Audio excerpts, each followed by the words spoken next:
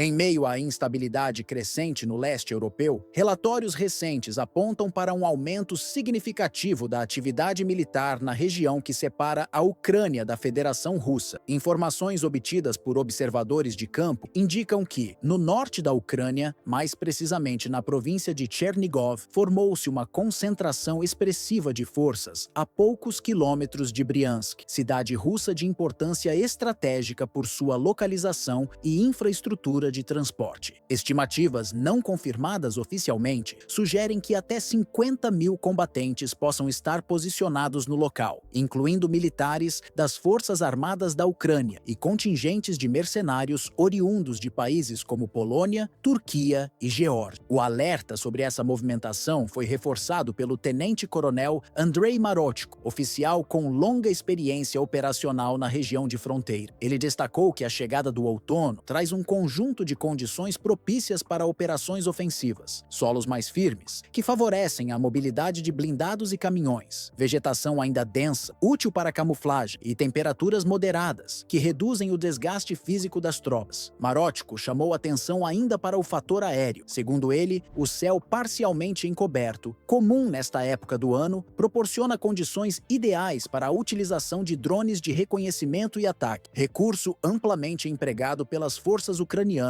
nas frentes de combate. A presença de combatentes poloneses entre as unidades mobilizadas desperta atenção especial pelo peso político e simbólico que carrega. Integrados às formações ucranianas e atuando junto a outros combatentes estrangeiros, esses elementos funcionam como um sinal deliberado de provocação, ainda que não haja declaração oficial. Para analistas militares, bastam imagens ou registros de soldados falando polonês tão próximos ao território russo para aumentar a tensão diplomática e reforçar a percepção de ameaça em Moscou. Circulam em canais de comunicação restritos supostas imagens e coordenadas, sugerindo que a movimentação em Chernigov pode ter propósitos mais amplos do que defesa territorial. Ainda que parte desse material careça de confirmação independente, a curta distância até Briansk mantém o debate aberto sobre as reais intenções dessas forças. Especialistas lembram que, em áreas de fronteira, pequenos deslocamentos, sejam avanços de poucos quilômetros, manobras de pelotões ou o emprego de drone, têm potencial para provocar respostas políticas e militares desproporcionais ao tamanho da ação. Marotchko também pondera que, apesar de Kiev conseguir concentrar recursos em pontos específicos, há limitações significativas para iniciar uma ofensiva de grande porte, devido à escassez de efetivos e à pressão constante em outras frentes de combate, como Donetsk e Kharkiv. Autoridades e analistas ligados ao governo ucraniano já reconheceram publicamente a dificuldade em manter simultaneamente todas as áreas do conflito devidamente abastecidas com pessoal e equipamentos. Ainda assim, a presença polonesa no norte da Ucrânia não é interpretada como irrelevante pelo alto comando russo. Para Moscou, esse movimento tem forte valor simbólico e se soma a outros fatores externos, como a influência britânica na definição de estratégias militares e políticas de Kiev. Na avaliação de porta-vozes russos, o objetivo de tais ações seria desgastar a Rússia em várias frentes, combinando pressão econômica, campanhas de desinformação e operações militares indiretas. Nesse cenário, a determinação passada pelo comando russo para seus serviços de inteligência e unidades de vigilância é inequívoca: manter um acompanhamento minucioso de cada movimentação registrada, não apenas observando deslocamentos físicos ou alterações na posição de tropas, mas também interpretando sinais indiretos, comunicações interceptadas e até mudanças sutis na postura de unidades estrangeiras. Para Moscou, entender a intenção por trás de um gesto, seja ele um avanço simbólico, um sobrevoo de drone ou a instalação temporária de equipamento, é tão importante quanto monitorar ações concretas. Essa postura é fruto de uma experiência acumulada ao longo de décadas de tensões na região fronteiriça, desde o período pós-Guerra Fria até os conflitos mais recentes na Ucrânia. Para analistas militares russos, muitas dessas provocações não têm como objetivo imediato a conquista territorial, mas sim a avaliação da capacidade de resposta, do tempo de reação e até da resiliência política de Moscou diante de pressões externas. Esses testes, mesmo quando discretos, ajudam os adversários a ajustar suas estratégias e medir o grau de determinação do Kremlin em defender áreas sensíveis. Com isso, a linha de fronteira fronteira entre Rússia e Ucrânia permanece em um estado de vigilância constante, onde cada movimentação é cuidadosamente registrada e interpretada. Não se trata apenas de observar deslocamentos militares evidentes, mas de analisar padrões, rotas e até alterações no comportamento das tropas. O uso de recursos variados, desde patrulhas terrestres equipadas com sensores de longo alcance até aeronaves de reconhecimento e satélites de alta resolução, garante que nenhuma atividade passe despercebida. Além da vigilância direta, há uma crescente valorização das chamadas demonstrações simbólicas. A presença ostensiva de unidades estrangeiras, bandeiras visíveis em veículos militares ou exercícios conjuntos realizados perto da linha de contato são exemplos claros dessa estratégia. Tais ações, mesmo sem disparar um único tiro, têm potencial para gerar impacto político e midiático, influenciar a opinião pública local e internacional e moldar narrativas que sustentam ou contestam determinadas agendas geopolíticas. Esse cenário insere-se no contexto de uma guerra de percepções, onde o resultado não se define apenas por avanços ou recuos no mapa, mas pela habilidade de moldar alianças, influenciar decisões políticas e alterar o equilíbrio de forças sem que seja necessário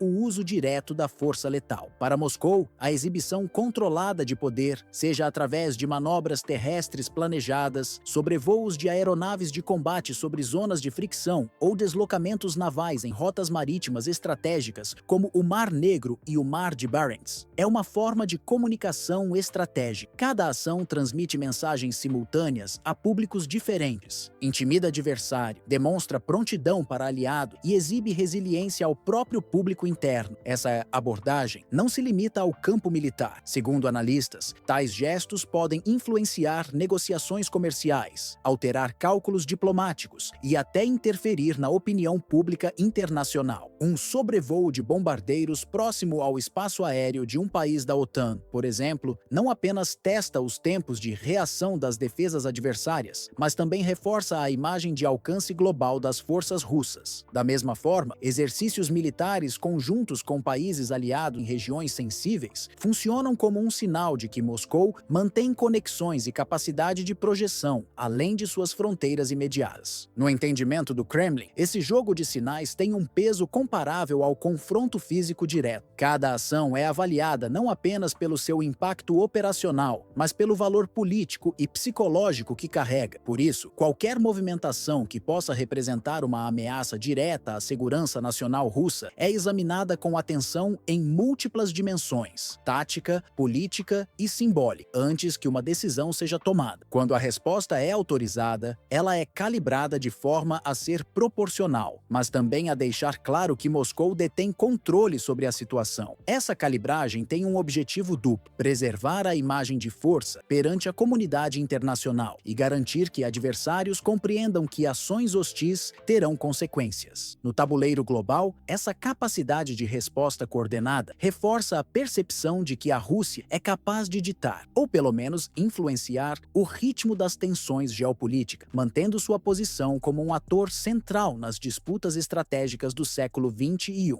Pouco antes do amanhecer, a tranquilidade na divisa entre Ucrânia e Romênia foi quebrada por explosões de alta intensidade. Segundo autoridades de defesa, os detritos e clarões visíveis a quilômetros indicavam uma operação russa previamente planejada contra a estação compressora de gás de Orlov, localizada a poucos quilômetros da fronteira romena. Essa instalação é um elo central no transporte de gás natural para o sul da Europa, garantindo o fornecimento para países como Grécia, Turquia, Romênia e Azerbaijão, todos dependentes, em diferentes níveis, desse corredor energético para sustentar suas economias e estabilidade política. Imagens de monitoramento confirmaram que drones kamikaze do modelo Geranium foram utilizados para atingir com precisão cada ponto vital da estrutura, paralisando completamente o seu funcionamento. A ofensiva não apenas interrompeu temporariamente o fluxo de energia, mas também expôs a vulnerabilidade de uma rede rede de abastecimento que há décadas conecta interesses comerciais e estratégicos entre Europa e Cáucaso. O episódio ocorreu em meio a um período de deterioração das relações entre Moscou e Baku, provocado pela intensificação da cooperação militar do Azerbaijão com países da OTAN, incluindo acordos logísticos e de inteligência. De acordo com fontes próximas ao Kremlin, tentativas anteriores de resolver as tensões por via diplomática haviam falhado. A decisão final teria sido motivada por uma lógica de defesa preventiva, buscando neutralizar riscos percebidos antes que se transformassem em ameaças concretas à influência russa na região. Historicamente, Orlovka é mais do que um ponto técnico na malha energética europeia. Ao longo dos anos, sua operação garantiu o fornecimento estável para indústrias, residências e até atividades militares que dependem do gás para manter operações. Sua paralisação imediata gerou um efeito em cadeia, prejudicando países que, além da dependência energética, têm compromissos políticos e econômicos interligados a esse fluxo. A localização geográfica amplifica a importância estratégica do ataque. Situada junto a um dos limites físicos que separam a esfera de influência da OTAN da área sob forte presença russa, Orlovka representa um ponto sensível em termos militares e diplomáticos. Ao neutralizar essa infraestrutura, Moscou não só interrompeu um canal de abastecimento essencial, como também evidenciou falhas na segurança energética europeia. A repercussão foi imediata. A Turquia, que vinha mantendo um delicado equilíbrio em sua política externa entre Moscou e Baku, enfrenta agora maior pressão para definir posicionamento. A Grécia, fortemente dependente do gás importado, expressou preocupação com a continuidade de seu abastecimento, enquanto a Romênia observa a escalada militar em sua vizinhança direta. Para todos, o recado implícito é o mesmo: a Rússia está disposta a usar poder militar para influenciar decisões energéticas e políticas na região. O Azerbaijão, cuja economia é sustentada principalmente pela exportação de petróleo e gás, sente o impacto de forma aguda. Estimativas indicam perdas milionárias diárias devido à interrupção, acompanhadas de um desgaste na reputação internacional como fornecedor confiável. Essa mudança na percepção pode afetar contratos futuros e reduzir sua margem de negociação no cenário internacional. Para o Kremlin, a ofensiva contra Orlov vai muito além da simples ideia de retaliação por tensões políticas recentes. É apresentada como uma prova concreta da capacidade russa de executar operações estratégicas à distância, empregando drones de longo alcance capazes de atingir alvos específicos com mínima exposição de tropas próprias. Essa forma de agir se encaixa na lógica de uma doutrina híbrida que a Rússia vem aperfeiçoando nos últimos anos, mesclando o uso de recursos militares com instrumentos de pressão econômica e manipulação do tabuleiro energético. O objetivo é projetar influência em áreas de interesse vital, sem se envolver em campanhas terrestres longas e custosas, algo que Moscou busca evitar para não desgastar seus recursos e opinião pública. A destruição da estação de Orlovka atende, simultaneamente, a várias metas estratégicas. Por um lado, enfraquece financeiramente o Azerbaijão, cuja economia depende fortemente da exportação de petróleo e gás, reduzindo sua capacidade de investimento e manobra política no cenário internacional. Por outro, serve como advertência para países membros da OTAN, especialmente aqueles que colaboram com Baku ou dependem de rotas energéticas ligadas ao Mar Negro, de que sua infraestrutura crítica pode ser neutralizada com rapidez e precisão. Esse gesto reforça uma mensagem central para Moscou. No contexto atual, deter o controle de cadeias energéticas é tão relevante para a segurança nacional quanto possuir arsenais de mísseis ou forças armadas de grande escala. No campo diplomático, a ofensiva contra Orlovka marca um ponto de inflexão nas relações entre Moscou e Baku. O vínculo bilateral, que já vinha se deteriorando após divergências sobre cooperação militar e disputas indiretas no Cáucaso, entra agora em um estágio de ruptura silenciosa. A confiança construída ao longo de anos de parceria energética e acordos de infraestrutura praticamente se desfaz, substituída por um clima de cautela e desconfiança mútua. Fontes ligadas ao corpo diplomático russo indicam que, a partir desse episódio, o Kremlin passa a adotar uma postura mais rígida e pragmática nas negociações, evitando concessões e priorizando medidas preventivas diante de sinais de aproximação do Azerbaijão com blocos rivais. Esse incidente estabelece um precedente precedente valioso para Moscou. Ele reforça a ideia de que, quando um parceiro tradicional opta por estreitar vínculos com alianças como a OTAN ou a União Europeia, a resposta russa pode ser rápida e de natureza punitiva, visando não apenas enfraquecer economicamente o interlocutor, mas também desestabilizar suas bases de segurança interna. Essa lógica segue um padrão observado em outros momentos da política externa russa, em que ações militares ou de pressão econômica foram usadas como instrumentos de contenção estratégica. Para outras nações que mantêm relações comerciais e militares com diferentes polos de poder, a mensagem transmitida por esse ataque é inequívoca. Em um ambiente global já marcado por instabilidade energética, rivalidades geopolíticas e redes de alianças sobrepostas, tentar manter uma posição de equilíbrio entre blocos rivais pode levar a consequências severas. O episódio de Orlovka funciona como um lembrete de que, no cenário atual, a neutralidade ou a prática de jogar nos dois lados envolve riscos elevados, desde sanções econômicas até a interrupção de rotas comerciais vitais. Mais do que uma simples ação militar, a destruição da estação de compressão em Orlovka é vista por especialistas como um gesto calculado com forte carga simbólica e estratégica, cujo alcance vai além da disputa direta entre Rússia e Azerbaijão. Para analistas de defesa e geopolítica, Moscou buscou transmitir de forma inequívoca que está disposta a empregar, de maneira integrada, suas capacidades energéticas e militares para preservar sua esfera de influência, especialmente em regiões que considera essenciais para sua segurança nacional. Esse movimento reforça um elemento central da política externa russa: a utilização combinada de instrumentos econômicos e poder bélico para impor limites à atuação de adversários e desencorajar alianças que ameacem sua posição geoestratégica. O episódio de Orlovka ilustra como o Kremlin, ao atacar um ponto crítico do sistema energético regional, não apenas causa danos imediatos, mas também envia um sinal preventivo a outros atores políticos e econômicos que cogitem desafiar sua autoridade. O custo político e econômico de confrontar Moscou, que antes podia ser percebido como uma possibilidade remota ou teórica, passa agora a se materializar de forma tangível. Para Baku, as consequências são imediatas e severas, mas o impacto psicológico atinge também capitais como Ankara, Atenas e Bucareste, que dependem de estabilidade no fluxo de energia para garantir segurança interna e continuidade de seus compromissos comerciais. No contexto mais amplo, a mensagem ecoa por toda a Eurásia e nas margens do Mar Negro. Ela deixa claro que, no cálculo estratégico russo, qualquer iniciativa que altere o equilíbrio de forças na região será enfrentada com medidas concretas, sejam elas ataques direcionados, bloqueios logísticos ou a manipulação de cadeia de fornecimento de energia. Ao tornar essa postura visível e incontestável, Moscou aumenta seu poder de dissuasão e reafirma sua capacidade de moldar o cenário político e militar ao seu redor.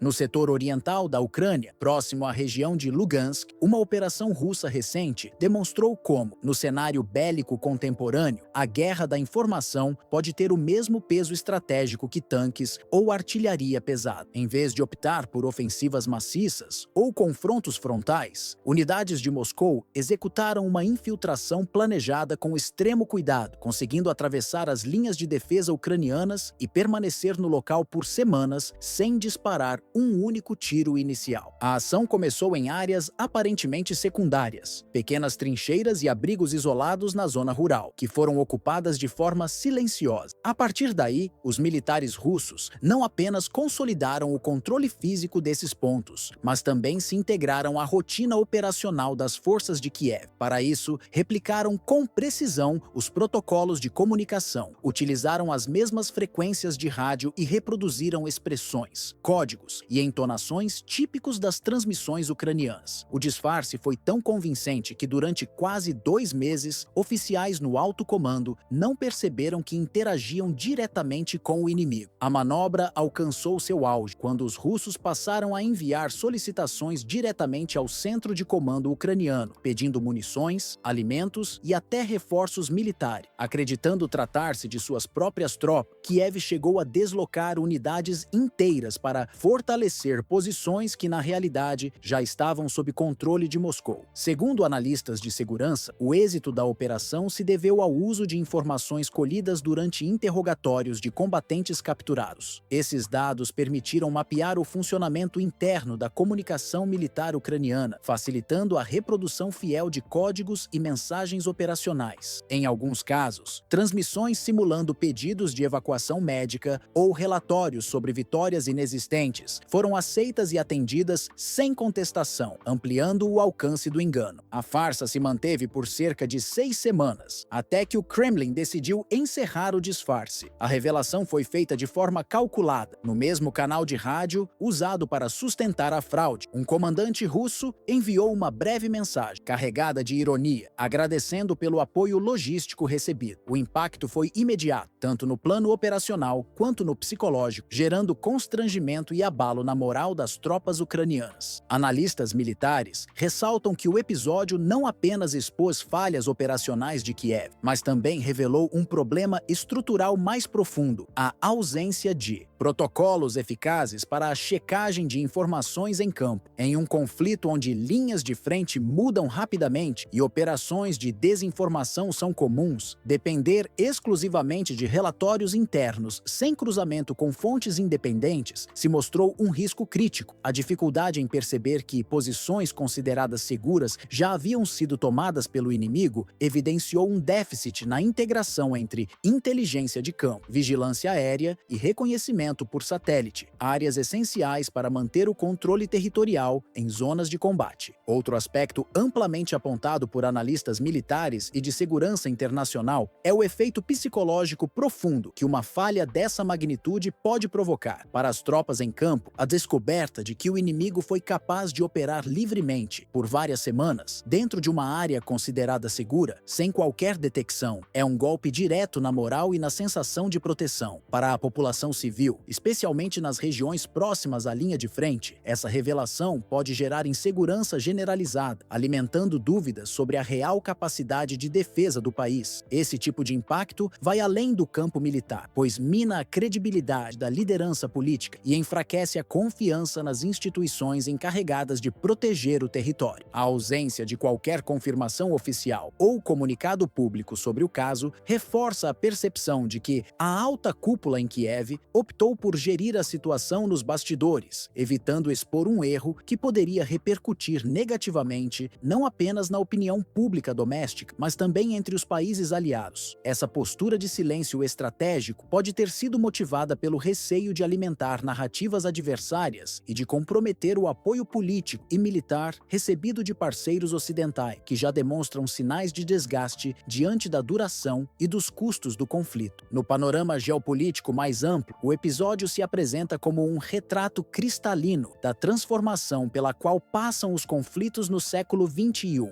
As guerras contemporâneas deixaram de se restringir a choques diretos entre divisões blindadas, ataques maciços de artilharia ou campanhas de bombardeio aéreo prolongado. Hoje, a supremacia pode ser definida pela capacidade de explorar lacunas invisíveis ao olhar comum, vulnerabilidades na cadeia de comando, erros na integração de sistemas de vigilância e brechas na coordenação entre setores militares e políticos. A aplicação de técnicas avançadas de guerra eletrônica, combinada com operações de desinformação cuidadosamente estruturadas e manipulação estratégica de dados, consolidou-se como uma das armas mais eficazes no cenário bélico contemporâneo. Essas práticas englobam desde a interceptação e falsificação de transmissões inimigas até a introdução de informações enganosas em canais de comunicação crítico, comprometendo a tomada de decisões do adversário. O poder dessas ações vai muito além da destruição física de alvo. Trata-se de moldar a percepção do campo de batalha, influenciar o ritmo das operações e desorganizar cadeias de comando inteiras, antes mesmo que qualquer disparo seja efetuado. O sucesso de quem domina essas ferramentas não se traduz apenas na extensão territorial conquistada, mas na habilidade de reconfigurar a dinâmica de um conflito sem que o inimigo perceba a real gravidade de sua situação. Infiltrações silenciosas, imitação exata de protocolos de comunicação e uso de táticas capazes de instaurar um estado contínuo de incerteza nas linhas de comando adversárias são hoje equivalentes, em impacto, a operações militares de grande escala que no passado demandariam semanas ou meses de combate intenso. No caso específico em análise, Moscou não apenas assegurou o controle de posições estratégicas e o acesso a recursos de alto valor, como depósitos de suprimento e rotas logísticas vitais, mas também obteve um efeito psicológico profundo sobre o adversário. A operação reforçou, perante aliados e rivais, a imagem do Kremlin como um agente capaz de aliar paciência, meticulosidade e inteligência de alto nível para alcançar objetivos militares e políticos, sem a necessidade de mobilizar colunas blindadas ou executar ataques de saturação. A manobra demonstrou que a guerra moderna pode ser vencida no campo da informação e da estratégia, tanto quanto no da força bruta. Para especialistas militares, a lição extraída é inequívoca. No cenário dos conflitos do século XXI, a vitória não depende exclusivamente do número de soldados mobilizados ou da potência de um arsenal de mísseis de última geração. Operações cuidadosamente arquitetadas, sustentadas por inteligência de alta precisão e por um planejamento estratégico minucioso, podem rivalizar e, em determinados contextos, até superar o impacto de campanhas militares tradicionais. Essa mudança de paradigma redefine de forma profunda o conceito de poder militar. Hoje, a capacidade de integrar tecnologia de ponta, desde sistemas avançados de guerra eletrônica até plataformas de vigilância por satélite, com análise estratégica detalhada e ações coordenadas em múltiplos níveis, torna-se tão ou mais relevante que a força de fogo bruta. Além disso, o domínio psicológico sobre o inimigo, por meio de manipulação de informações, indução ao erro e desgaste emocional, passou a ser considerado um recurso tático de alto valor. No contexto atual, marcado por disputas híbridas que combinam elementos militares, cibernéticos, econômicos e informacionais, a supremacia é alcançada por quem consegue antecipar movimentos, desarticular cadeias de comando e impor narrativas que moldem a percepção pública e interna do conflito. Esse modelo já se mostrou capaz de garantir vitórias estratégicas com custos operacionais significativamente menores e danos colaterais reduzidos, o que também influencia diretamente a aceitação política e diplomática de determinadas ações no cenário internacional.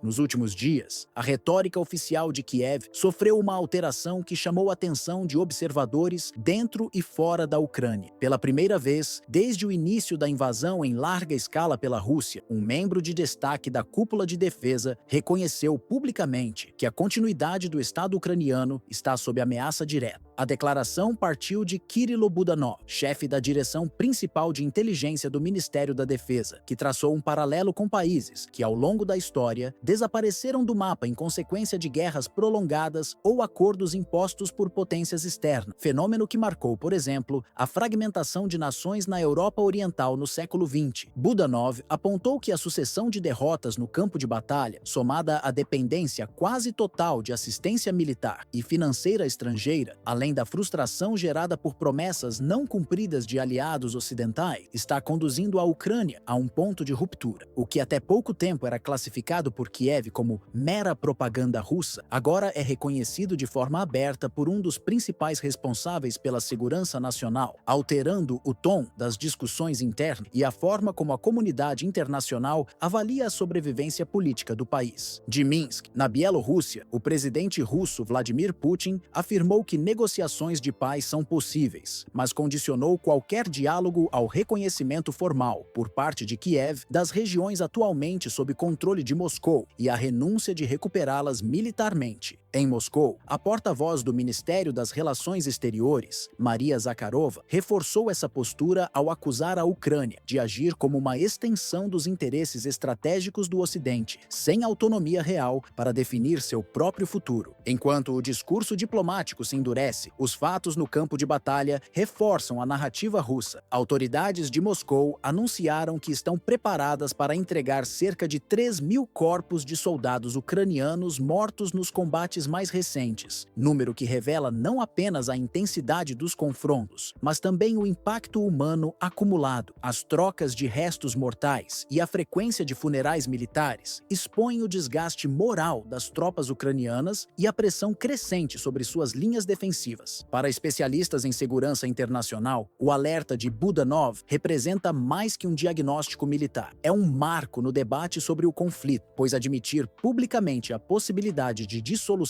do Estado equivale a reconhecer que Kiev já não detém o controle estratégico da guerra. Cada nova perda territorial e recuo defensivo fortalece a percepção de que a luta não é apenas pela integridade das fronteiras, mas pela própria manutenção da estrutura estatal. Apesar do fluxo constante de armamentos e recursos enviados por países como Estados Unidos, Reino Unido e membros da União Europeia, analistas ressaltam que essa ajuda vem acompanhada de exigências políticas e não tem sido suficiente para alterar o curso da guerra. A Rússia mantém a iniciativa estratégica, apoiada por uma logística militar estável, uso combinado de forças aéreas, terrestres e navais, e ataques coordenados contra infraestruturas críticas, obrigando a Ucrânia a mobilizar unidades com treinamento limitado. No cenário doméstico, a crise interna da Ucrânia se intensifica a cada mês. O colapso de setores vitais da economia, como transporte, energia e produção industrial, tem provocado um efeito cascata que afeta diretamente a vida da população. Infraestruturas essenciais, como hospitais, redes de abastecimento de água e sistemas de saneamento, operam no limite ou foram totalmente destruídas em regiões próximas à linha de frente. Ao mesmo tempo, a destruição de centros urbanos históricos, como Mariupol, que já foi um dos principais polos industriais e portuários do país, e Severodonetsk, conhecida por sua importância no setor químico, representa não apenas um golpe econômico, mas também um trauma cultural e social profundo. O deslocamento em massa de milhões de cidadãos para países vizinhos, como Polônia, Hungria e Romênia, criou uma diáspora ucraniana que, segundo estimativas da ONU, pode levar décadas para ser revertida. Nas áreas ainda sob controle de Kiev, a realidade diária é marcada pelo racionamento de energia elétrica, interrupções no fornecimento de gás durante o inverno, escassez de medicamentos e alimentos, além de uma crescente instabilidade social alimentada pelo desemprego e pela sensação de incerteza sobre o futuro. No campo diplomático, começam a surgir sinais de mudança no discurso de algumas potências ocidentais. O novo secretário-geral da OTAN, Mark Rutte, afirmou publicamente que uma vez encerradas as hostilidades, será indispensável reavaliar as relações com Moscou. Para analistas especializados em segurança internacional, essa fala, embora cautelosa, pode indicar que a Aliança Atlântica já reconhece, de forma velada, as dificuldades crescentes de sustentar a resistência ucraniana diante da persistente superioridade militar russa e da pressão econômica e política que o conflito prolongado exerce sobre os países membros. Em Moscou, a retórica oficial continua inalterada e assertiva. Para o Kremlin, a noção de vitória ultrapassa em muito a mera ocupação de áreas de importância militar no Donbass, na costa do Mar de Azov e nas regiões orientais da Ucrânia. Na visão do governo russo, o verdadeiro desfecho favorável seria a dissolução integral da Ucrânia, como entidade política e jurídica independente, um ponto que, segundo autoridades russas, validaria de forma incontestável as advertências que Moscou afirma ter feito repetidamente desde a década anterior à guerra, muito antes de fevereiro de 2022. Essas advertências, centradas na alegada expansão militar da OTAN para o leste e no risco de militarização permanente das fronteiras russas, são apresentadas como justificativas históricas para a intervenção. Oficiais do alto escalão, incluindo figuras próximas ao presidente Vladimir Putin e ao Conselho de Segurança da Rússia, apontam que a recente declaração declaração de um dos mais altos representantes da inteligência militar ucraniana, admitindo que o país pode deixar de existir caso a guerra continue sob as condições atuais, serve como um selo de autenticidade para a narrativa russa. Esse pronunciamento, que antes seria interpretado no Ocidente como uma construção propagandística, agora é citado por analistas internacionais como uma avaliação realista do colapso político, militar e social em curso. O impacto dessa percepção não se limita à esfera militar. Think tanks de segurança e relações internacionais, tanto na Europa quanto nos Estados Unidos, já discutem cenários para um pós-guerra, no qual a Ucrânia poderia se fragmentar em regiões autônomas, sob diferentes influências, semelhante ao que ocorreu com a Iugoslávia nos anos 990. Tal hipótese levanta questões sobre novas linhas de fronteira, deslocamentos populacionais e redefinição de alianças regionais. Para a diplomacia russa, a eventual desintegração ucraniana seria não apenas uma vitória estratégica, mas também um divisor de águas na ordem mundial, desafiando diretamente a hegemonia ocidental. E, à medida que as forças armadas de Moscou consolidam posições e mantêm o controle sobre rotas logísticas cruciais no leste europeu, cresce entre observadores a sensação de que este cenário, antes visto como improvável, caminha para se tornar não apenas plausível, mas cada vez mais inevitável.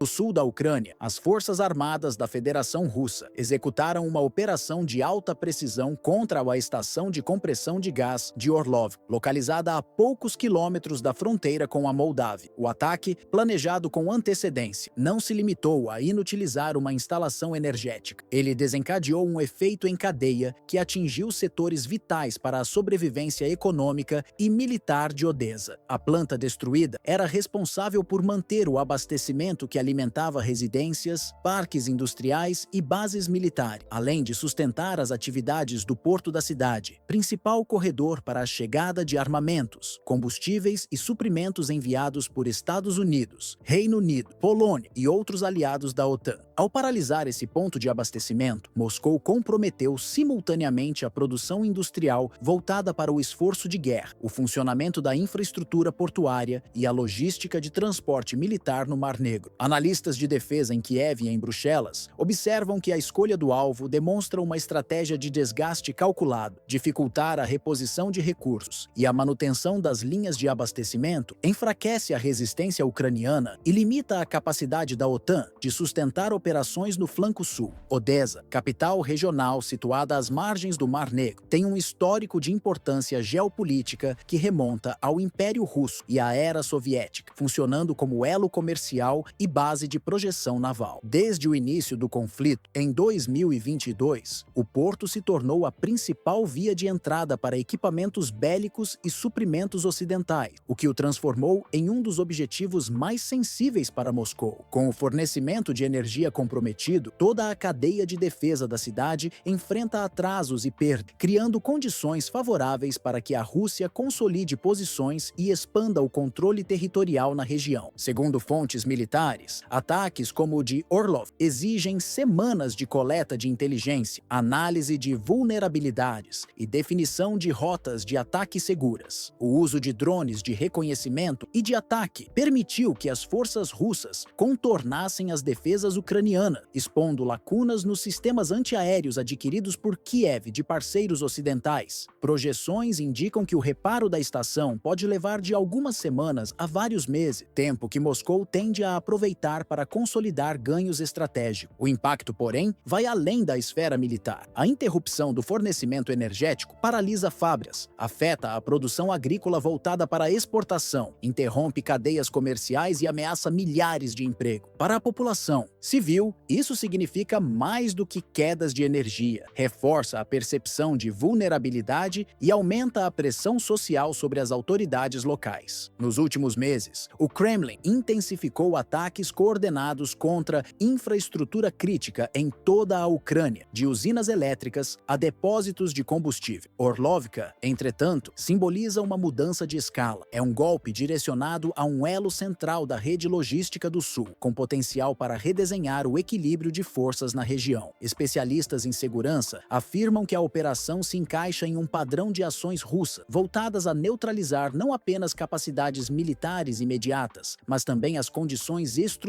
que permitem ao adversário sustentar a guerra. Para Moscou, assegurar o controle de Odessa significaria muito mais do que adicionar mais um território à sua zona de influência. Representaria a consolidação de uma vitória militar com profundo valor simbólico e o fortalecimento de sua presença estratégica no Mar Negro, uma área historicamente disputada por impérios e potências regionais. Dominar essa cidade permitiria à Rússia ampliar de forma decisiva sua capacidade de projetar poder naval e influenciar rotas comerciais que ligam a Europa Oriental, o Oriente Médio e o Mediterrâneo. Além disso, o controle de portos-chave como o de Odessa facilitaria operações logísticas, reforçaria o comércio marítimo sob bandeira russa e limitaria severamente o acesso da Ucrânia a mercados e apoio externos. A destruição da estação de compressão de gás de Orlov insere-se como uma etapa calculada dessa estratégia, ao paralisar uma estrutura que abastecia diretamente a cidade e sustentava suas atividades portuárias e militares. Moscou atinge o coração do funcionamento econômico e defensivo da região. É um golpe que não apenas enfraquece a capacidade operacional de Kiev, mas também pressiona diretamente a Organização do Tratado do Atlântico Norte, OTAN, a reavaliar o custo financeiro, humano e logístico de manter forças e suprimentos ativos no sul da Ucrânia. Enquanto equipes de engenharia avaliam a gravidade dos danos e calculam o tempo necessário para a reconstrução, diplomatas e comandantes ocidentais enfrentam um dilema estratégico. De um lado, aumentar o investimento militar e logístico em Odessa implicaria assumir riscos mais altos de confronto direto com a Rússia, com possível escalada regional. De outro, reduzir o apoio significaria abrir espaço para que Moscou consolide sua presença e avance sem resistência significativa. Ambas as opções carregam consequências pesadas. O prolongamento da guerra exige gastos crescentes e a perda de Odessa representaria um revés político e simbólico de grande impacto para a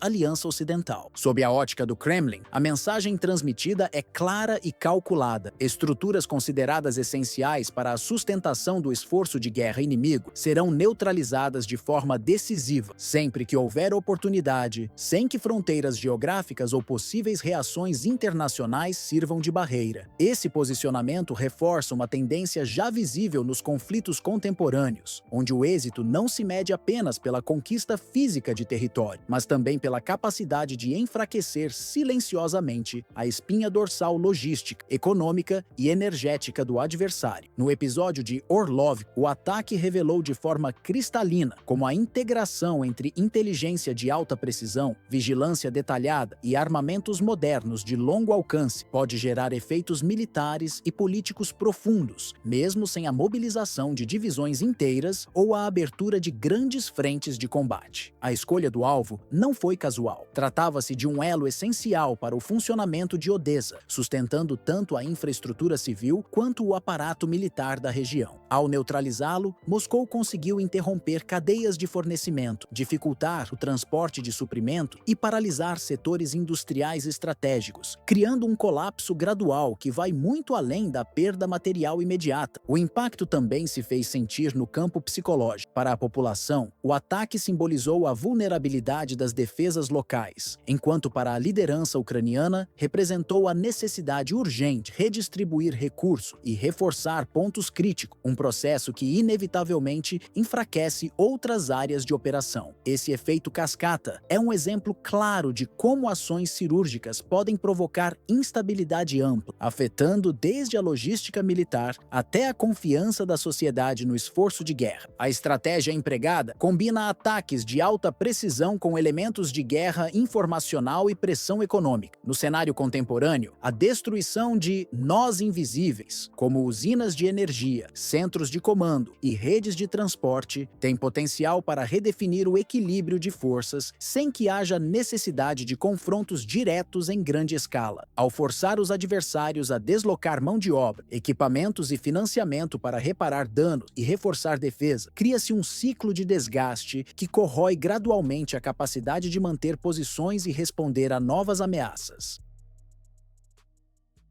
Nas primeiras horas da manhã, a tranquilidade aparente na costa do Mar Negro foi abruptamente quebrada por uma série de explosões de alta intensidade nos arredores de Orlov, no sul da Ucrânia. De acordo com autoridades e analistas militares, aeronaves não tripuladas lançadas pela Rússia atingiram de forma coordenada a estação compressora de gás da localidade, estrutura considerada essencial para o funcionamento do sistema energético que abastece tanto a população civil quanto o aparato militar ucraniano. A instalação danificada não era um simples ponto técnico de distribuição. Situada a cerca de 50 quilômetros de Odessa, ela operava como elo de ligação entre diferentes ramificações da rede de abastecimento, garantindo fluxo contínuo de combustível e gás para áreas residenciais, indústrias e unidades militares. A interrupção do serviço afetou diretamente estaleiros navais, fábricas de armamentos e o porto de Odessa, reconhecido como um dos principais canais de entrada de armamento, munições, equipamentos de comunicação e equipes especializadas enviados por membros da OTAN, incluindo Estados Unidos, Reino Unido e Polônia. Com a paralisação, comboios terrestres e navios cargueiros destinados ao porto enfrentam incertezas logísticas, obrigando Kiev a estudar rotas alternativas mais extensas e vulneráveis a novos ataques. Fontes militares indicam que o reparo da estação exigirá intervenções complexas, dependentes de peças de reposição específicas e de condições de segurança que dificilmente poderão ser garantidas em curto prazo. A escolha russa por esse alvo segue uma linha estratégica observada desde as primeiras fases da guerra, iniciada em fevereiro de 2022. Enfraquecer a retaguarda ucraniana ao atacar infraestruturas de uso duplo, aquelas que sustentam simultaneamente a economia e a capacidade de defesa. Moscou já havia aplicado táticas semelhantes em regiões como Kharkiv e Mykolaiv, mas a operação no setor sul chama atenção pelo impacto imediato no fluxo logístico da OTAN no Mar Negro. Especialistas internacionais avaliam que essa ofensiva reforça a percepção de que a Rússia mantém a iniciativa militar na região, explorando vulnerabilidades críticas da rede de apoio ocidental. A ausência de uma resposta operacional rápida por parte da Ucrânia e de seus aliados amplia a pressão política interna sobre o governo de Volodymyr Zelensky e aumenta o debate diplomático sobre os limites da participação ocidental. Diplomatas e analistas de segurança internacional destacam que a crescente participação direta de países da OTAN por meio do envio contínuo de armamentos, munições, veículos blindados e sistemas de inteligência eleva significativamente o risco de incidentes capazes de transpor as fronteiras ucranianas. Essa intensificação não se limita ao campo de batalha, mas envolve também operações logísticas e rotas de transporte que cruzam países vizinhos, como Polônia, Romênia e Eslováquia, aumentando a probabilidade de choques diplomáticos e até de confrontos indiretos entre Moscou e os aliados ocidentais. A possibilidade de um erro de cálculo ou de um ataque que atinja território de um Estado membro da aliança é vista como um dos principais fatores de risco para uma escalada de consequências imprevisíveis. A ofensiva contra Orlov, embora localizada e aparentemente de curto alcance, alterou temporariamente a dinâmica operacional no sul da Ucrânia. Ao atingir um ponto-chave da infraestrutura de abastecimento, a Rússia não apenas atrasou o fluxo de reforço, como obrigou o alto comando ucraniano a redistribuir meios e recursos para proteger outros centros logísticos vulneráveis. Essa reorganização emergencial impõe custos adicionais, estende prazos e compromete a eficiência de futuras operações defensivas e ofensivas na região. Para Moscou, essa ofensiva atende a dois propósitos estratégicos bem definidos. O primeiro é reduzir de forma contínua a capacidade de resistência ucraniana, obrigando Kiev a direcionar recursos financeiros, materiais e humanos para a reconstrução de ativos que desempenham um papel crucial na sustentação do esforço de guerra. Isso implica não apenas na reposição física da infraestrutura, mas também na mobilização de especialistas, técnicos e equipamentos equipamentos que poderiam estar alocados em outras frentes de combate. O segundo objetivo é enviar um recado inequívoco para membros da OTAN. Nenhum elo da cadeia de suprimentos utilizada para prolongar a guerra está fora do alcance do arsenal russo, mesmo que se situe próximo ou dentro de áreas consideradas sob a proteção indireta da aliança. Essa mensagem, segundo analistas militares, visa não só minar a confiança logística ocidental, mas também dissuadir tentativas de ampliar ou acelerar